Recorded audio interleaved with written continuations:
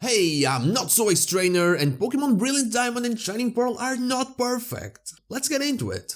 When in my last video I talked about really liking how Pokemon BDSP turned out, some people seem to think that I was shilling for the Pokemon Company or Game Freak, when in reality, I was simply praising the fantastic work done by ILCA. Words like sheep or actual fan thrown around as if they had any meaning at all. They don't, at least not to me. Still, I wanted to make a video about why I don't think these games are perfect. In fact, no Pokemon game is perfect. For example, I am a huge fan of the Johto games, and I don't think they're perfect. Think about your favorite game, be it Pokemon or not. Is it perfect? Chances are you know they're not. Still, you love them. You don't need the perfect game, you need a game that you enjoy playing.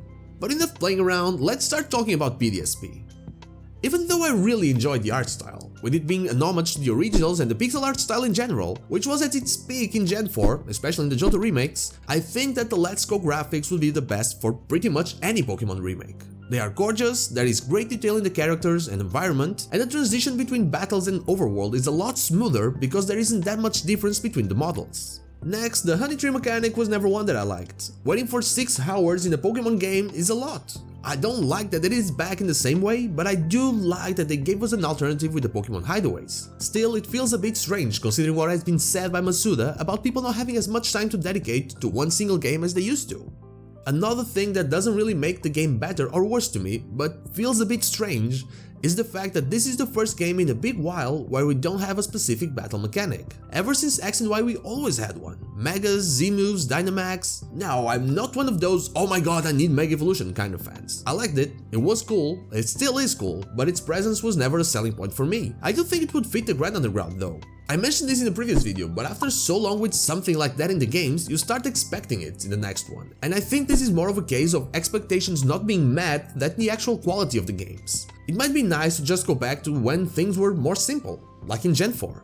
Now, this one I really don't like. Someone mentioned it in the comments and I agree with it. I'm a sucker for Pokemon lore. If you take a look around the channel, you'll find many theories and lore videos. And Sinnoh is full of lore and character development, especially in Platinum. There are 2 characters specifically that get a lot from their Platinum stories. One of them doesn't even have a Diamond and Pearl story. First we have Cyrus, which gets a lot more development than in the original Diamond and Pearl, which also culminates in our visit to the Distortion World, a place I envisioned as having motion controls on the Switch for some weird reason. Again, another case of setting expectations and them not being met. And then, the second character is Looker, my favorite character from the Pokemon main series universe. It's clear that Looker will skip Gen 8 entirely, which is a shame. There are not many characters like Looker in the franchise, a recurring character always tied to mystery and actual content. Its presence not only could imply some new things added to his story, but also would give us a fair bit of content with the Charon story. This is one that I'm really sad about, honestly. Next we have Manaphy being gifted as an egg through Mystery Gift.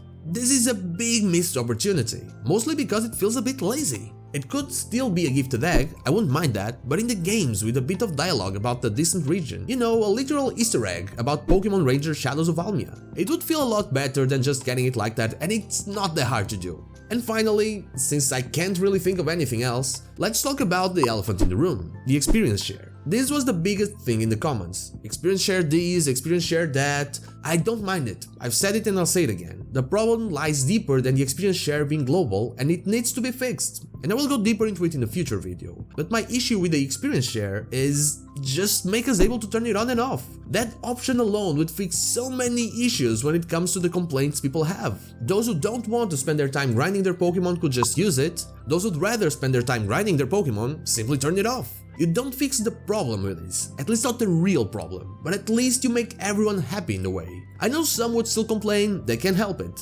Just don't use Nuzlocke as an argument to complain about, please, since I can guarantee you that they were not considering Nuzlocke when they were developing the game.